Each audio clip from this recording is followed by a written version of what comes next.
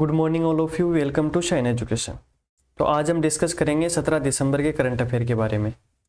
तो हमारे सुर्खियों में बने हुए सारे क्वेश्चन डिस्कस करने से पहले बता दूं, मैं इस क्लास की जो पीडीएफ फाइल है वो आपको टेलीग्राम चैनल पे मिल जाएगी, जिसकी लिंक इस वीडियो के डिस्क्रिप्शन में दे दी जाएगी। तो देखो, हमारे इंपॉर्टेंट क्वेश्चनों में सबसे पहला क्वेश्चन है, पेंशनर्स दिवस कब मनाया जाता है? कौन सा दिवस है? पेंशनर्स दिवस।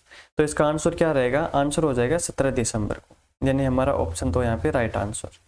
पेंशनर्स दिवस के बारे में आप क्या समझते हो? जैसे अभी लोगों को पेंशन मिलती है ना, तो देखो 17 दिसंबर 1982 को सर्वोच्च न्यायालय ने पेंशन भोगियों के पक्ष में एक ऐतिहासिक निर्णय दिया था। इस निर्णय को पेंशन भोगियों का महाधिकृत पत्र भी माना जाता है। इसके बाद से ही उदार पेंशन श्लोक की स्थापना या शुरुआत हुई थी। तो इस वजह से ये पेंशन दिवस के रूप में 17 दिसंबर को मनाया जाता है। अगला क्वेश्चन देखो, राजस्थान के मुख्यमंत्री भजनलाल शर्मा के मुख्य सचिव के रूप में किसे नियुक्त किया गया है? तो अभी हाल ही में राजस्थान के मुख्यमंत्री कौन बने हैं? तो इंपॉर्टेंट क्वेश्चन है, भजनलाल शर्मा। तो इनके अभी मुख्य सचिव कौन बने हैं? तो आंसर रहेगा टी रविकांत, यानी हमारा ऑप्शन 2 यहाँ पे करेक्ट हो जाएगा। टी रविकांत को मुख्य सचिव बनाया गया है। देखो, राजस्थान के मुख्यमंत्री भजनलाल शर्मा ने शपथ लेते ही ब्यूरोक्रेसी में बदलाव किया है। आईएएस टी रविकांत मुख्यमंत्री के प्रमुख या मुख्य सचिव होंगे। टी रविकांत फिलहाल चिकित्सा और यूडीएच का कामकाज देख रहे थे। इनके साथ ही आईएएस आनंदी को सचिव और सौम्या झा को मुख्यमंत्री कार्यालय में संयुक्त सचिव नियुक्त किया गया है। तो ये तीनों याद रखना नाम। एक तो है टी रविकांत, ये तो कौन हो गए? मुख्य सचिव। और आईएएस आनंदी हैं, उनको सचिव, और सौम्या झा को मुख्यमंत्री कार्यालय में संयुक्त सचिव के रूप में नियुक्त किया गया है। आगे देखो, हाल ही में जारी सूचकांक में प्रति व्यक्ति जीडीपी में भारत कौन से स्थान पर रहा है?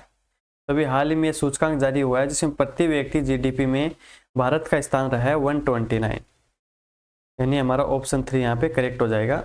129वें स्थान पे भारत रहा है। देखो, हाल ही में जारी सूचकांक में लग्जमबर्ग जीडीपी प्रति व्यक्ति के हिसाब से दुनिया का सबसे धनी देश है, यानी टॉप 1 पे कौन है? लग्जमबर्ग है। कुल 200 देशों की लिस्ट में भारत 129 नंबर पे है। लग्जमबर्ग का सकल घरेलू उत्पाद जीडीपी प्रति व्यक्ति 1.19 करोड़ रुपए है। दुनिया के टॉप 10 देशों में लग्जमबर्ग के बाद आयरलैंड दूसरे स्थान पे और सिंगापुर तीसरे स्थान पे। तो हम बात करेंगे पहले स्थान पे कौन है, तो आंसर क्या रहेगा? लग्जमबर्ग। दूसरे स्थान पे कौन है? आयरलैंड। और तीसरे स्थान पे कौन है? तो सिंगापुर, याद रखना। और भारत की स्थिति क्या है? 129। नेक्स्ट क्वेश्चन देखो, 2024 T20 वर्ल्ड कप का आयोजन किस देश में किया जाएगा? तो अभी ये हाल ही में प्रस्तावित है। देखो, ऑप्शन 1 क्या है? West Indies. ऑप्शन 2 पे अमेरिका। तो इन दोनों देशों को संयुक्त रूप से मेजबानी करने का अवसर दिया है। तो आंसर क्या रहेगा? ए और बी दोनों, यानी हमारा ऑप्शन 3 यहाँ पे करेक्ट हो जाएगा। वर्ष 2024 के T20 वर्ल्ड कप की मेजबानी वेस्ट इंडीज और अमेरिका करेंगे। T20 वर्ल्ड कप का भारत पाकिस्तान मुकाबला न्यूयॉर्क में खेला जाएगा। तो ये पहले से फिक्स हो गया, न्यूयॉर्क में खेला जाएगा भारत पाकिस्तान का मुकाबला। नेक्स्ट क्वेश्चन है, हाल ही में इंटरनेशनल टेनिस फेडरेशन ने 2023 का ITF वर्ल्ड चैंपियन किसे चुना है? किसकी बात हो रही है? इंटरनेशनल टेनिस फेडरेशन ने 2023 का ITF वर्ल्ड चैंपियन किसे चुना है? तो देखो, ऑप्शन 1 क्या है? नोवाक जोकोविच। ऑप्शन 2 पे कौन है? आर्यना सबालेंका। तो हमारा देखो ऑप्शन दोनों सही हैं, और ए और बी दोनों, यानी यहाँ पे क्वेश्चन के हिसाब से ऑप्शन 3 यहाँ पे राइट आंसर हो जाएगा, यानी हमारा ऑप्शन 3 यहाँ पे करेक्ट रहेगा। नोवाक जोकोविच और आर्यना सबालेंका, इन दोनों को ITF वर्ल्ड चैंपियन चुना गया है। डिटेल देखते हैं। सर्बिया के टेनिस खिलाड़ी कौन है? नोवाक जोकोविच। और बेलारूस की आर्यना सबालेंका को इंटरनेशनल टेनिस फेडरेशन ने 2023 का ITF वर्ल्ड चैंपियन चुना है। वर्ल्ड नंबर 1 जोकोविच ने इस साल Australian open, French open, US open जीते और विंबलडन ओपन में रनर अप रहे। आगे देखो, सबालेंका ऑस्ट्रेलियन ओपन विजेता बनी, जबकि US ओपन में रनर अप रही थी। तो ये याद रखना, इंपॉर्टेंट फैक्ट है इनके बारे में। आगे है, हाल ही में फीफा रैंकिंग में कौन टॉप पे रहा? किसकी बात हो रही है? फीफा रैंकिंग की बात हो रही है यहाँ पे। तो कौन टॉप पे रहा? तो आंसर रहेगा स्पेन। यानी हमारा ऑप्शन एक यहाँ पे करेक्ट हो जाएगा। देखो आगे, महिला वर्ल्ड कप विजेता स्पेन फीफा रैंकिंग में पहली बार टॉप पर पहुंचा, जबकि रनरअप रही इंग्लैंड की टीम चौथे स्थान पर कायम है। स्वीडन को 4 स्थान का नुकसान हुआ और वह पहले से 5वें स्थान पर फिसल गया। यानी पहले स्थान पे कौन था, तो पहले स्वीडन था और अभी ये कौन से स्थान पे पहुंच गया है, 5वें स्थान पे। अमेरिका 1 स्थान का सुधार करके दूसरे स्थान पे और फ्रांस 2 स्थान का सुधार करके तीसरे स्थान पे पहुंच गया है। और जर्मनी, नीदरलैंड, जापान क्रमशः छठे, 7वें और 8वें नंबर पे। तो आपसे क्वेश्चन पूछे कि 1 नंबर पे कौन है, तो आंसर क्या रहेगा, स्पेन। 2 नंबर पे कौन है, तो 2 नंबर पे है अमेरिका और 3 नंबर पे कौन है, फ्रांस। ये याद रखना। आगे देखो, हाल ही में अमेरिका के एसोसिएट अटॉर्नी जनरल पद से किसने इस्तीफा दिया है, तो इसका आंसर हो जाएगा विनीता गुप्ता ने। यानी हमारा ऑप्शन 2 यहाँ पे करेक्ट हो जाएगा। विनीता गुप्ता ने अमेरिका के एसोसिएट अटॉर्नी जनरल के पद से अभी हाल ही में इस्तीफा दिया है। अमेरिका के एसोसिएट अटॉर्नी जनरल भारतवंशी अमेरिकी विनीता गुप्ता ने अपने पद से इस्तीफा दे दिया है। अगले साल वह फरवरी में इस पद से हट जाएंगी। वह न्याय मंत्रालय में तीसरी रैंकिंग का सर्वोच्च पद पाने वाली पहली अश्वेत महिला हैं। इन्हें इस पद के लिए 2021 में चुना गया था। ठीक है, आगे देखो, नेक्स्ट है, बीसीसीआई ने किस पूर्व भारतीय कप्तान की जर्सी को रिटायर कर दिया है, तो अभी हाल ही में किसकी जर्सी को रिटायर किया है, तो आंसर रहेगा महेंद्र सिंह धोनी। यानी हमारा ऑप्शन 2 यहाँ पे करेक्ट हो जाएगा। इनसे पहले सचिन तेंदुलकर की जर्सी को भी रिटायर किया गया था। भारतीय क्रिकेट कंट्रोल बोर्ड ने पूर्व भारतीय कप्तान MS धोनी के सम्मान में 7 नंबर की जर्सी को रिटायर कर दिया। इससे पहले बीसीसीआई ने महान बल्लेबाज सचिन तेंदुलकर की 10 नंबर की जर्सी के बारे में भी यही फैसला लिया था। यानी इसमें होता क्या है कि जो इनकी जर्सी है 7 नंबर और 10 नंबर, तो अभी जो इनके बाद में ये जर्सी अभी अब किसी को भी नहीं मिलेगी। यानी इस नंबर की जो जर्सी है वो अभी अवेलेबल नहीं रहेगी, बाकी सारे नंबर अन्य खिलाड़ियों के लिए अवेलेबल रहेंगे। तो इसका मतलब ये होता है रिटायरमेंट का कि इस नंबर की जर्सी अब किसी भी अन्य खिलाड़ी के लिए अवेलेबल नहीं रहेगी। आगे देखो, धोनी की कप्तानी में टीम इंडिया ने 2007 T20 विश्व कप, 2011 वनडे विश्व कप और 2013 चैंपियंस ट्रॉफी का खिताब जीता था। धोनी ने अपने अंतर्राष्ट्रीय कैरियर में 90 टेस्ट, 350 वनडे और 98 T20 खेले थे।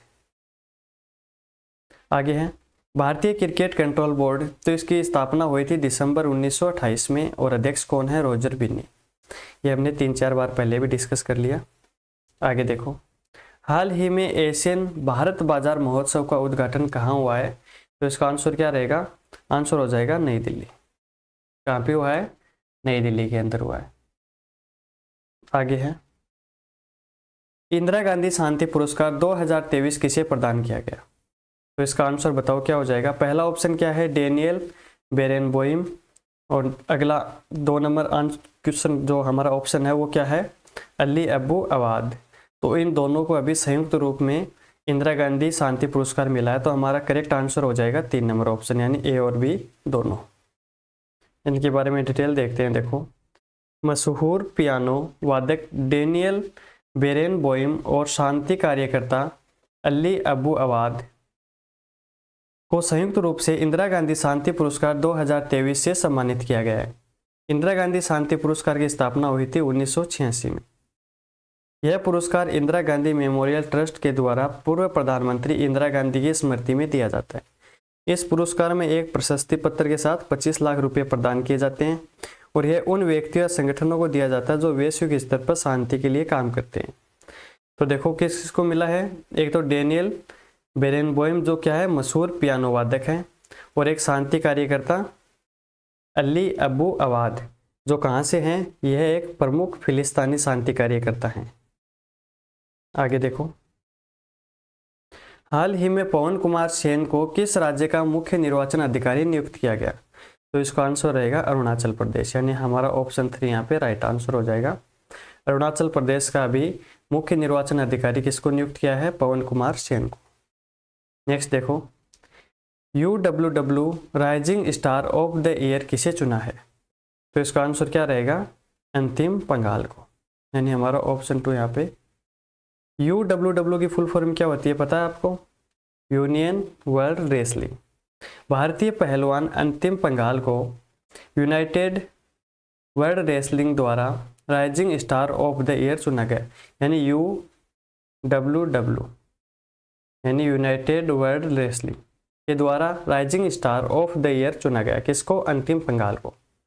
अंतिम पंघाल 53 किलोग्राम वर्ग के प्रतिस्पर्धा करती हैं। उन्होंने वर्ल्ड चैंपियनशिप 2023 में ब्रॉन्ज मेडल, एशियाई चैंपियनशिप 2023 में सिल्वर मेडल और विश्व जूनियर चैंपियनशिप 2023 में गोल्ड मेडल इन्होंने जीता है।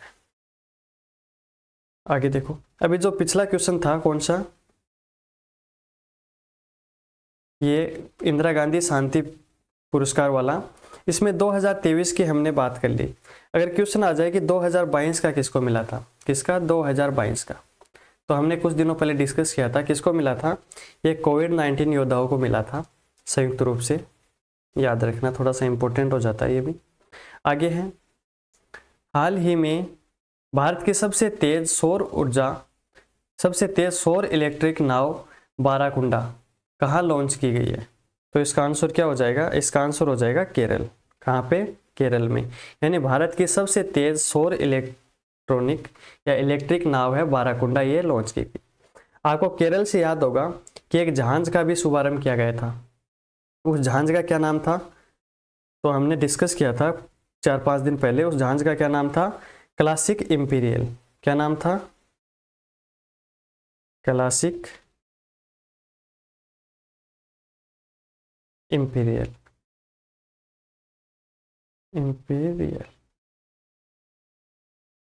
इस जहाज का शुभारंभ किसने किया था? नितिन गडकरी ने।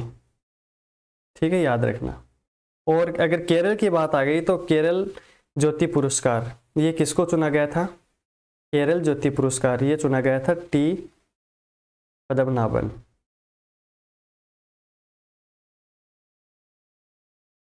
ठीक है, तो ये केरल के बारे में हो गई कि क्लासिक इंपीरियल जहाज का उद्घाटन किया गया था केरल में। और अभी हाल ही में इलेक्ट्रिक नाव बारकुंडा भी अभी लॉन्च की गई है। और प्रतिष्ठित केरल ज्योति पुरस्कार ये किसको मिला था? टी पद्मनाभन को। आगे देखो, क्वेश्चन है, मिस इंडिया USA 2023 का खिताब किसने जीता? तो इसका आंसर क्या हो जाएगा? रिजुल मैनी को। क्या आंसर रहेगा? रिजुल मैनी। देखो, मिशिगन अमेरिका की मेडिकल छात्रा रिजुल मैनी ने न्यू जर्सी में आयोजित वार्षिक प्रतियोगिता में मिस इंडिया USA 2023 का खिताब अपने नाम किया है। आगे देखो, स्नेहा नाम्बियार को मिसेज इंडिया USA घोषित किया गया। पेंसिल्वेनिया की सलोनी राम मोहन को मिस टीन इंडिया USA का खिताब दिया गया है। 72वें मिस यूनिवर्स का खिताब निकारागुआ की सेनिस पलासियोस ने जीता। फेमिना मिस इंडिया 2023 राजस्थान की नंदिनी गुप्ता को चुना गया। तो देखो, हमने एक ही स्लाइड में सारे के सारे अभी जो मिले हैं या घोषित किए गए वो सारे हमने डिस्कस कर लिए। क्वेश्चन आ जाए फेमिना मिस इंडिया, तो आंसर क्या रहेगा? राजस्थान की नंदिनी गुप्ता। अगर क्वेश्चन आ जाए 72वें मिस यूनिवर्स का खिताब, ये खिताब है, किताब नहीं है, खिताब, तो निकारागुआ की सेनिस पलासियोस। अगर क्वेश्चन आ जाए कि मिस टीन इंडिया, तो इसका आंसर क्या रहेगा? सलोनी राम मोहन। और मिसेज इंडिया की बात हो जाए तो स्नेहा नाम्बियार। और मिस इंडिया USA का खिताब तो ये हमने देख लिया, रिजुल मैनी।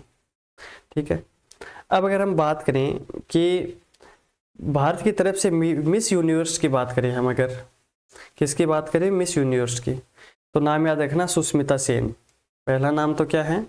सुष्मिता सेन। सुष्मिता सेन। तो ये मिस यूनिवर्स कब बनी थी? 1994 में। और उनके बाद में बनी थी लारा दत्ता। लारा दत्ता ये कब बनी थी? ये बनी थी 2000 में। और अभी कुछ टाइम पहले हरनाज संधू। हरनाज संधू,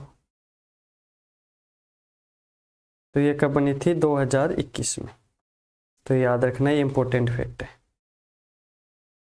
और अगर बात आ जाए कि भारत में मिस वर्ल्ड विजेता, तो मिस वर्ल्ड में अभी 2017 में कौन बनी थी? मानुषी छिल्लर। ये तो सुर्खियां बना हुआ क्वेश्चन था, आपको शायद याद भी होगा। और इनसे पहले 2000 में प्रियंका चोपड़ा बनी थी। आगे देखो, नेक्स्ट है, किस देश ने दुनिया भर के विजिटर्स के लिए वीजा फ्री एंट्री शुरू करने की घोषणा की है? तो इसका आंसर रहेगा केन्या। देखो, केन्या के राष्ट्रपति विलियम रूटो ने दुनिया भर के विजिटर्स के लिए जनवरी 2024 से वीजा फ्री एंट्री शुरू करने की घोषणा की है। अब इलेक्ट्रॉनिक ट्रेवल अथॉराइजेशन की लेकर वहां जा सकते हैं। अगर केन्या की बात आ गई तो राजधानी रहेगी नैरोबी और राष्ट्रपति है विलियम रूटो, और केन्या पूर्वी अफ्रीका का एक देश है। तो आज हमने 17 दिसंबर के सारे फैक्ट है वो डिस्कस कर लिए। अगर क्लास पसंद आए तो लाइक करना और चैनल को सब्सक्राइब करना। Thank you.